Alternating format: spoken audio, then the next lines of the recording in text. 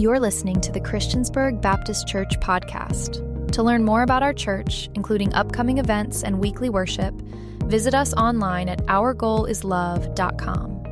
And now, today's message from God's Word.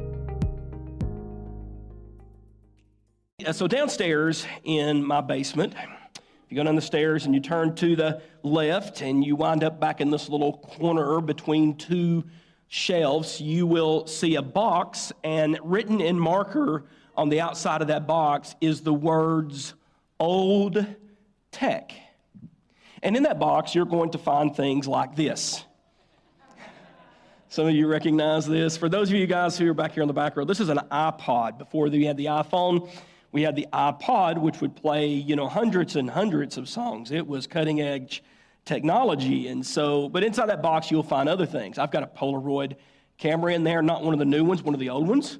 I've got some video equipment that runs on the old Hi8 stuff with videos of the kids. And it's just old tech. And the way that box came to be is, it used to be a very small box. Now it's a large box because what happened was something new would come out.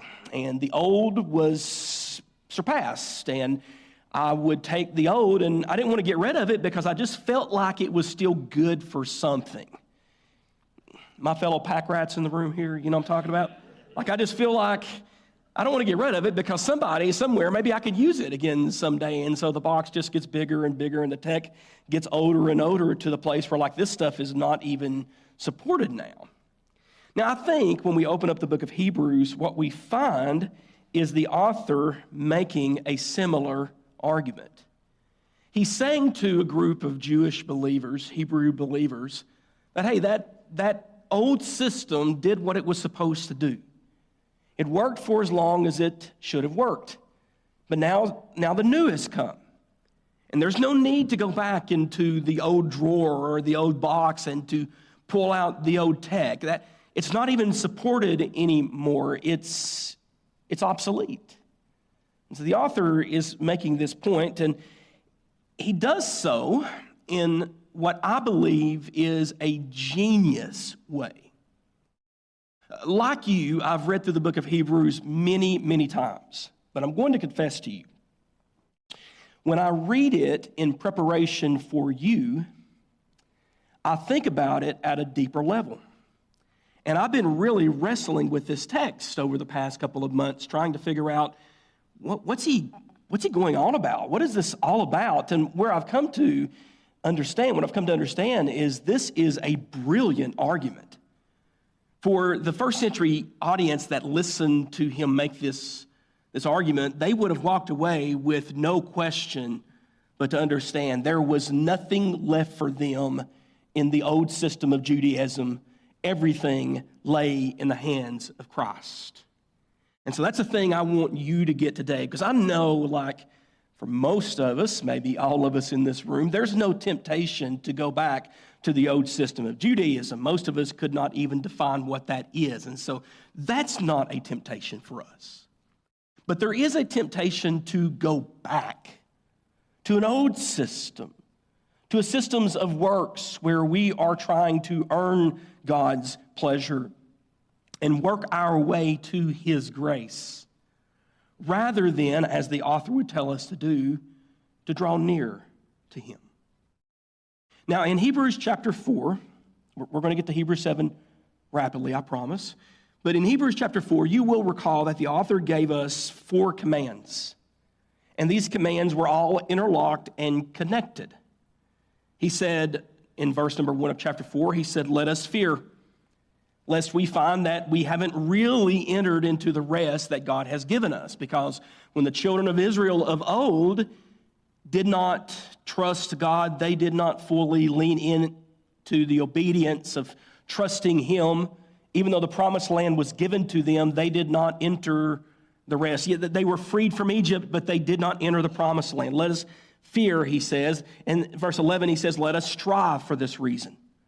Let us strive to enter that rest. Let us work to make sure that we're there and that our obedience is aligning with what we claim we believe. Because if we claim we believe one thing, but our actions show that we believe something else or act as though we believe something else, you should trust your actions, because the actions reveal what you really believe inside. And then he says in verse number 14, he says, for this reason, let us hold fast.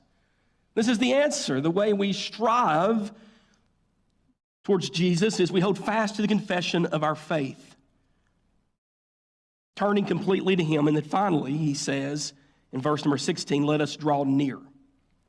And so everything is leading to that place where he says, let us draw near to him. And what's happening here is the author is leading us to this point where from really 4:16 to the end of the book, the declaration for us, the call for us is to draw near to Jesus. Can I just pause here for a second and do the preacher thing and tell you, I don't know where you're coming from. I don't know what you face this week. I don't know what you're going to face next week. But I can tell you, whatever it is, you will be able to face it better if you draw near to Jesus. And so whenever the author, in his wisdom, turns to this character called Melchizedek and says, hey, this whole drawing near part has something to do with this character in the Old Testament, I think we should heed his voice. Even though, as we pointed out a couple of weeks ago, even though it's something heavy. Like most of us don't walk around saying, I'm meditated today on Melchizedek. I mean, he's an obscure Old Testament character. But he becomes very, very important. All right, let's get into the text here. Roll with me, if you will, back to verse 17 of chapter 6. We're going to read through this together and see what the word of the Lord would say to us this morning. Here we go. So, when God desired to show more convincingly to the heirs of the promise, that's you and to me and to believing Israel of old, to the heirs of the promise, the unchangeable character of his purpose, he guaranteed it with an oath. Now, if you stop and think about that for a moment, you will find that it is really very weird that God would say that he would make an oath for something, which he does. As you remember, the author is appealing back to Psalm 110, verse number 4, where he says, I swear this is going to happen.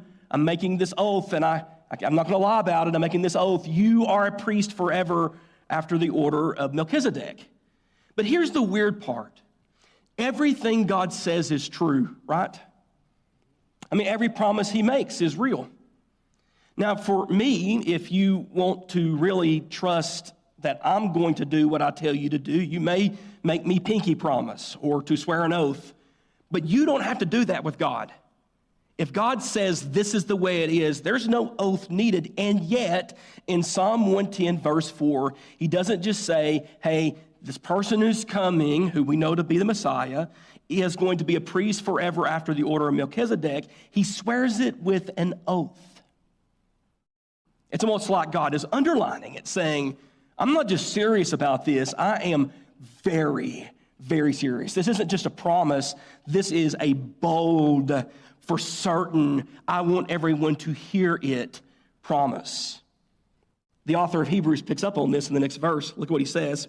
So that by two unchangeable things, one being, of course, the word of God, because every time God says something, it remains true, and the other one being the oath that underscores the word that is true, in which it is impossible for God to lie, we who have fled for refuge might have strong encouragement to do what?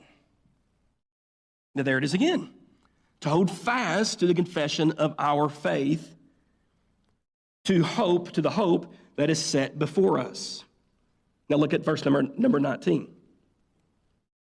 We have this as a sure and steadfast anchor of our soul, of hope that enters into the inner place behind the curtain, where Jesus has gone as the forerunner on our behalf, having become, and here it is, a high priest forever after the order of Melchizedek. Now, the problem with that particular phrase for you and I is that we don't fully appreciate the scandalous statement that he has just made. We have spent so long as Christians thinking about Jesus as our high priest that we just take it for granted. But this is one of the earliest declarations of this very obvious fact to us that he was a high priest. And so whenever the author says this, perhaps the ears of those who were listening would have perked up because they know something to be true. Jesus, as the author is going to point out here in just a few minutes, was a descendant of the tribe of Judah. All of the priests were descendants of the tribe of Levi, and specifically out of the house of Aaron.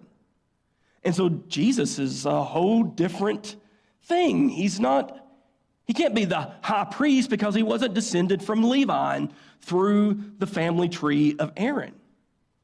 And so what the author does here is he points out that Jesus isn't simply a high priest. He is a high priest after the order of Melchizedek, not Levi, but of this obscure character out of Genesis. Not Levi, who we are introduced to in the book of Exodus and Numbers, but out of this priest of Salem, this king of Salem, who we're introduced to in Genesis.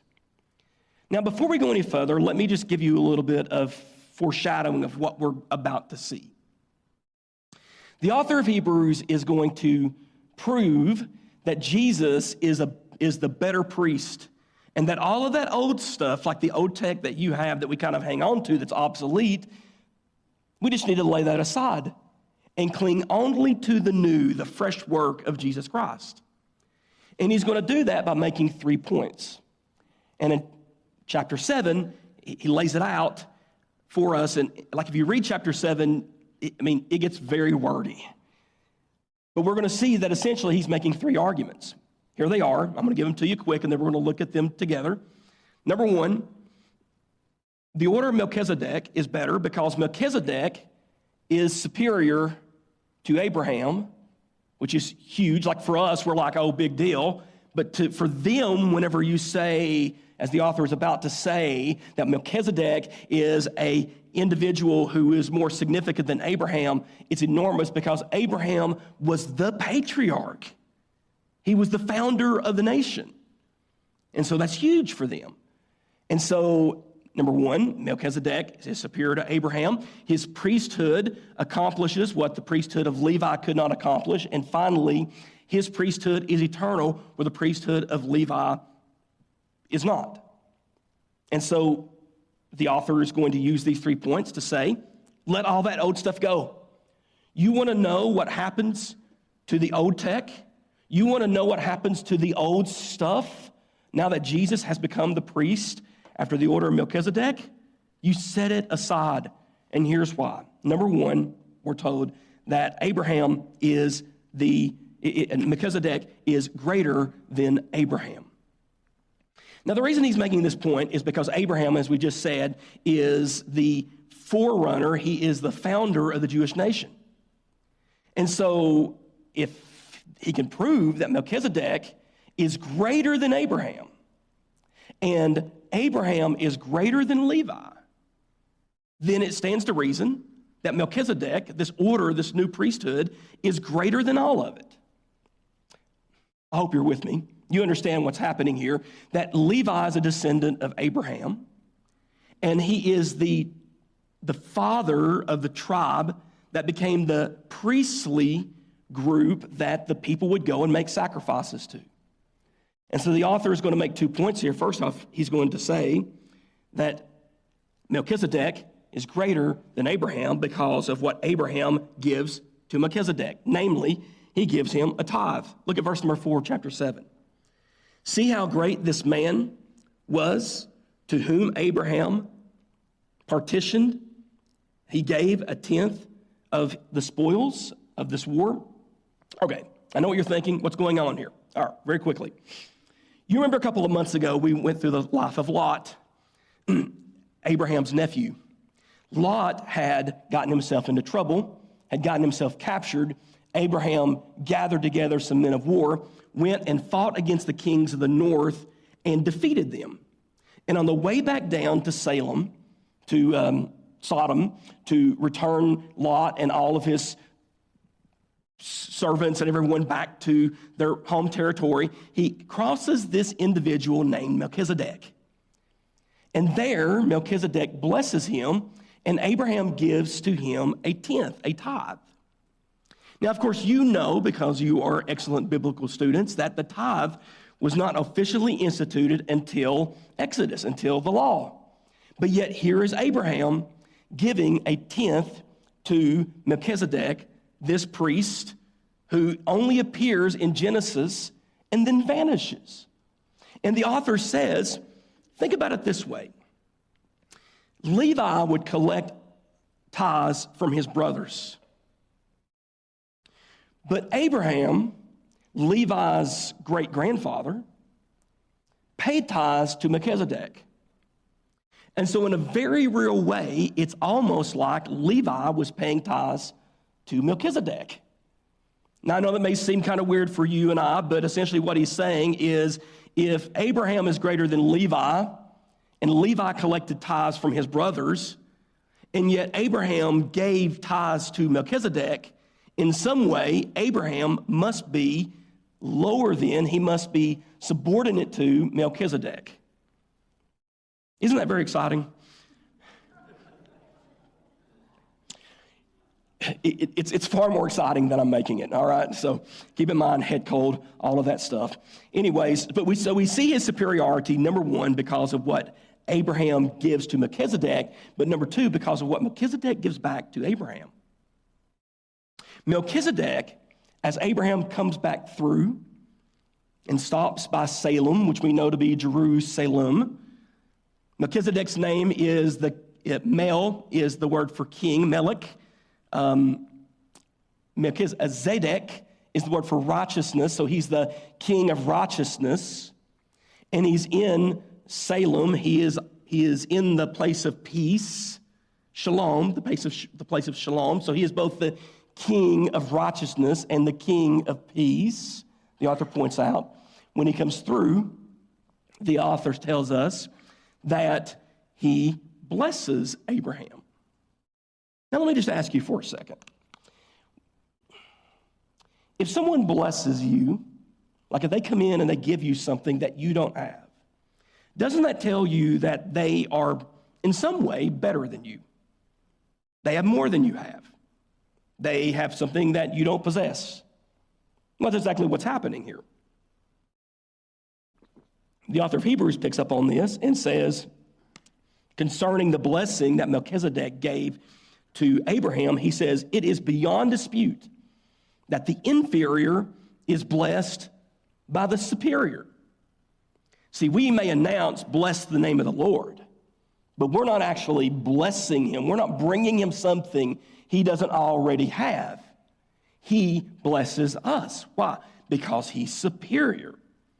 And so the author takes these 4 verses out of Genesis 14, and he exegetes them to say, Abraham was a great guy, but Melchizedek was greater. See, the assumption is for you and I today that whenever God called Abraham out of Ur of the Chaldees, that Abraham was like the only guy God was working with. But whenever you look back into the Old Testament and you see Job, and you see Jethro, Abraham's or Moses' grandfather, and you see Melchizedek, you find out that God has had worshipers all over the world since the very beginning. And here is this priest, the priest of Salem, whom Abraham shows up and he gives him a tithe. Now later, King David is going to see this story. And he is going to create this psalm where he says concerning Melchizedek that this is a different priesthood. This isn't about Levi. This is about a greater priesthood because it came before Levi. And David is going to say that you are a priest forever after the order of Melchizedek. In other words, what he's saying is that, hey, this priesthood that Abraham is working with here, the one he's giving tithes to, is totally separate from Levi and therefore lasting. All right, number two. So first we see that Melchizedek, the order of the priesthood of Melchizedek was greater than the order of Levi, the old priesthood, because Abraham paid tithes to him. And Melchizedek blessed him. Melchizedek is greater than Abraham. All right, I promise this next part's going to be more interesting. Here we go. Number two, his priesthood, Melchizedek's priesthood, is more effective than Levi's priesthood. Now, what the author does here is he proves that what the priest could not do through Levi, Jesus did. See, look at the next verse here, verse number 20. He says, now, if perfection had been attained through the Levitical priesthood, for under it the people received the law, what further need would there have been for there to be another priesthood to arise after the order of Melchizedek? What's he saying here? He's saying if the priesthood of the Levites, if the priesthood of Aaron was able to make perfect anybody, then why would God ever establish a new priesthood? If that old system worked, there would be no need for a new system. We would say it this way today. If it ain't broke, why fix it? That's what the author is saying here. Secondly, he continues and he says, because that's what reveals to us the old priesthood could not do, but what the old priesthood could not do, the priesthood of Jesus did do. Listen to verse number 18 and 19. For on the one hand, a former commandment is set aside because of its weakness and uselessness. We do not appreciate how radical that statement is.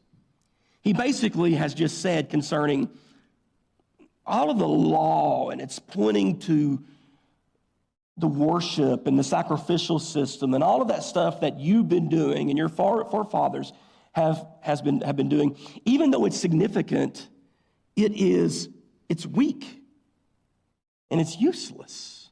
Why? Because it wasn't able to make anyone perfect. And so there was a new priesthood that was established, one that was able to make perfect where this priesthood could not. And anytime the author says that you change the priesthood, you inevitably must change the laws. Because the new priesthood is going to have its own laws and its own standards. Jesus came and established a new priesthood. His laws, his standards are a fulfillment of the law. But they do for us what the law could not do. If you've not heard anything else, hear this. The priesthood of Jesus accomplishes through his work what we could not accomplish through our own. This is what he says. But on the other hand, a better hope. How many of y'all believe Jesus is a better hope? Better than anything, right? Better hope is introduced through which we draw near. There it is again. Can you see it? Those 4 let us commands from chapter 4 that end with let us draw near.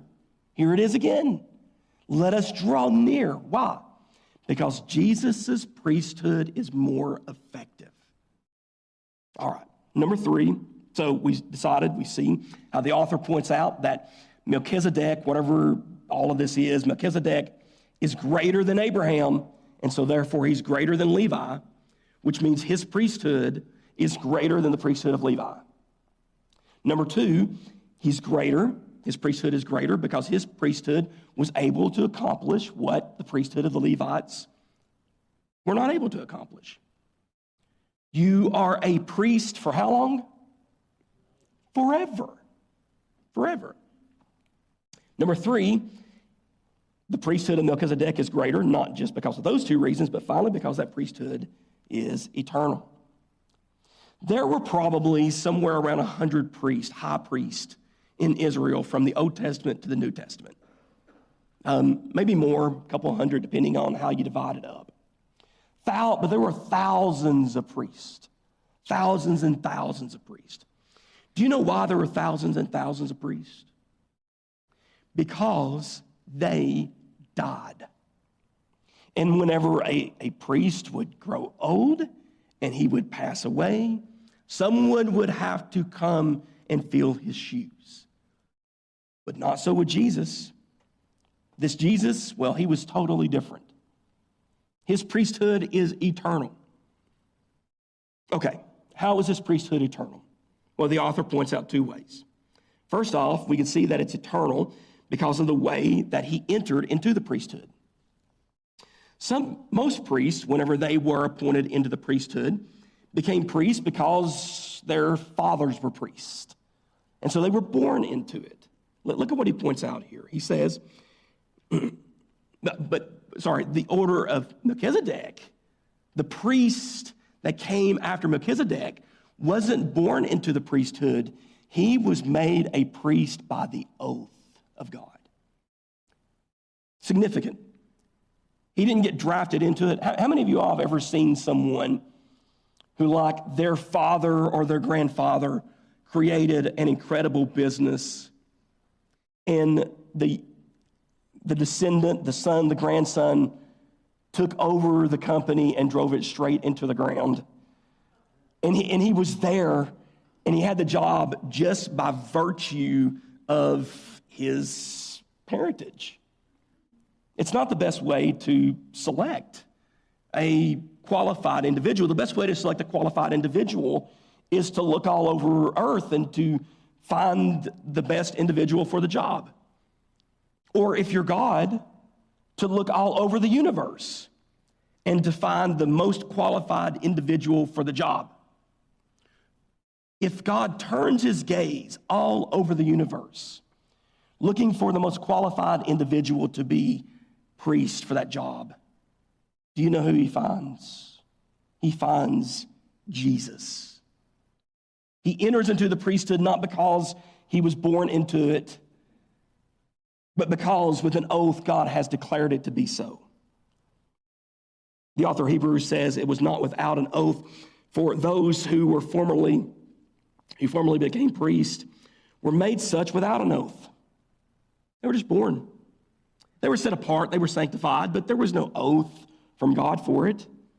But this one was made a priest with an oath by the one who said of him, the Lord has sworn and will not change his mind.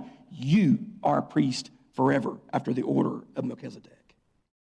So that's the way that he enters into the priesthood, but finally, the way that he continues into the priesthood. The author concludes his argument by saying this: the former priests were many in number. We already discussed why they were many in number, because they died. They were mortal, because they were prevented by death from continuing in that office. But he holds this office permanently because he continues how long? Forever. You are a priest forever after the order of Melchizedek. And watch what he does here next.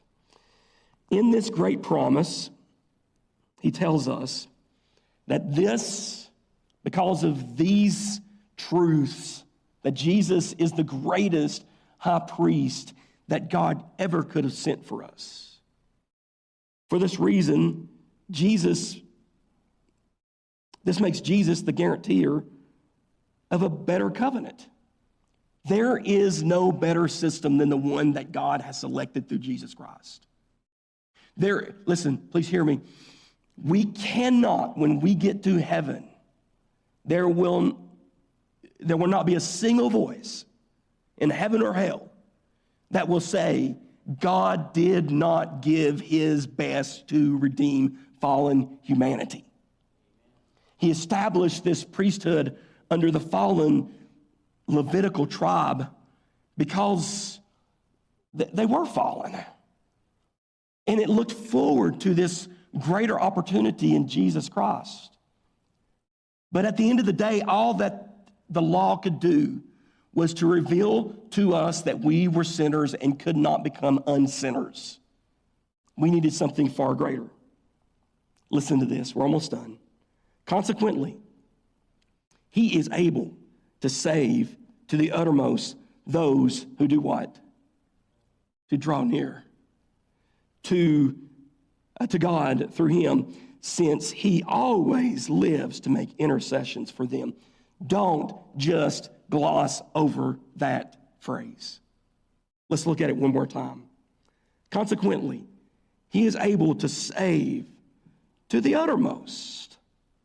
No matter what the distance is, or how far you've gone, or how much you've been broken, or how terrible you've been, or how wayward you've gone, or what kind of terrible prodigal son you are, he is able to save to that distance. His arm is not too short that it cannot save. He's able to save to the uttermost those who draw near to God through him, since he always lives.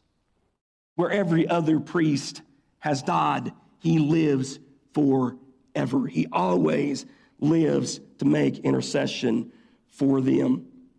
For it was indeed fitting that we should have such a high priest. It just makes sense, the author says. This is exactly what you would expect from a loving, gracious God, to give us such a high priest, holy and innocent, unstained, separated from sinners, and exalted above the heavens. He has no need, like those old priests, the old tech, the stuff that has served its purpose but now has been made obsolete, who had to offer sacrifices daily, first for his own sins and then for those of the people, since he did this once for all when he offered up himself. For the law appoints, the author tells us, men in their weakness. That's me, right? That's you. We are appointed in our weakness to demonstrate our dependence on a God who gets all the glory for anything good that we do. So God appoints them in their weakness as high priest, but the word of the oath, which came later than the law, appoints a son who has been made perfect. The author tells us how long. Now again, I know what you're thinking to yourself. Well, Pastor, great. But this isn't like my struggle. I mean, I don't have a temptation to go look for the synagogue and to go in to worship as though I'm a Hebrew. I'm not looking to make a sacrifice. And even though that may not be your specific temptation, I think the author of Hebrews would teach us today, his teachings would reveal to us the fact that you and I do have temptations to water down the excellence of the priesthood of Jesus Christ. Jesus is the greatest mediator between God and man, period. Because he's God himself. This is why, ladies and gentlemen, I am a firm believer in the First Amendment, as it is written. I believe in the free exercise of religion. I don't believe in the teachings of Confucius or the Dalai Lama or Muhammad or Joseph Smith. I don't follow the teachings of the popes. I follow the teachings of Scripture. But I would go to the mat for any of those people to be able to stand up on the street corner and to say, this is what we believe. Why is that? Whenever I believe this to be true, yet I look at the First Amendment and I think to myself, I am perfectly fine with everyone else bringing their best to the conversation. Do you know why? Because I don't think Jesus is afraid of Muhammad. I don't think Jesus is afraid of, the real Jesus is afraid of Joseph Smith. I don't think the real Jesus is afraid of Confucius or the Dalai Lama or popes or priests or preachers. No, he is the greatest with all clarity. What do you add to this? Show me any other faith that reveals that God himself as a son came down and acted as the mediator between God and man. And that it was so precisely planned that in the book of Genesis, all the way back to the very beginning of the Bible, there is this obscure little story that for hundreds and hundreds of years after it was written went unannounced, unaddressed, until David picked up a pen and said, this is it. This is the priesthood that the Messiah is coming from. This is what it's going to look like when the Messiah comes. He's going to be a priest forever after the order of Melchizedek. And his priesthood is going to be far better than that which is currently observed at the tabernacle or the temple. Jesus is the greatest mediator of all. That means that you and I, as followers of Christ, we do not need to back down. When we stand up in the public forums and we announce that we are followers of Jesus, we should do so with great love, but with tremendous confidence, because there is no better high priest than this. And so we can say with certainty that no other faith makes a claim anywhere near as bold as this. And no other faith has demonstrated the reality of that promise, of that claim. No other faith has demonstrated the reality of that claim the way that our God has done through the resurrection. He lives forever.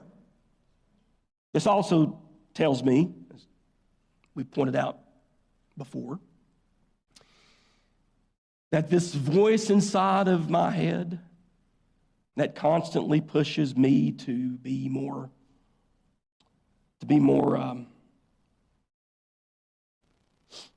deserving of God's grace and his mercy. Even though I say I know it's Jesus alone that saves me, this little temptation within me that causes me to think, but I know I still need to do my little part. I need to add something I need to bring my own little sacrifice. I need to bring my own little service. At works-based religion, this passage tells me that all of that is a waste because Jesus has made the sacrifice. As the author is going to be pointing out here in the next few chapters, he wasn't just the priest making the sacrifice. He was the sacrifice himself. And that sacrifice having been made, he has sat down at the right hand of the Father. If you have come to a place where you hold fast the confession of faith in Jesus Christ, your salvation has been paid for. The old temptation to do something different, to go to some other religious practice or some other God, is like the old tech. It's a waste of time. Jesus is the greatest mediator between God and man. Thanks for listening to this podcast of Christiansburg Baptist Church. To find more resources and to learn more about what's going on in the life of our church, head over to ourgoalislove.com. That's ourgoalislove.com. And if you are in the New River Valley, we want to invite you to join us for worship this Sunday at 11. Until next time, we encourage you, let love be your goal.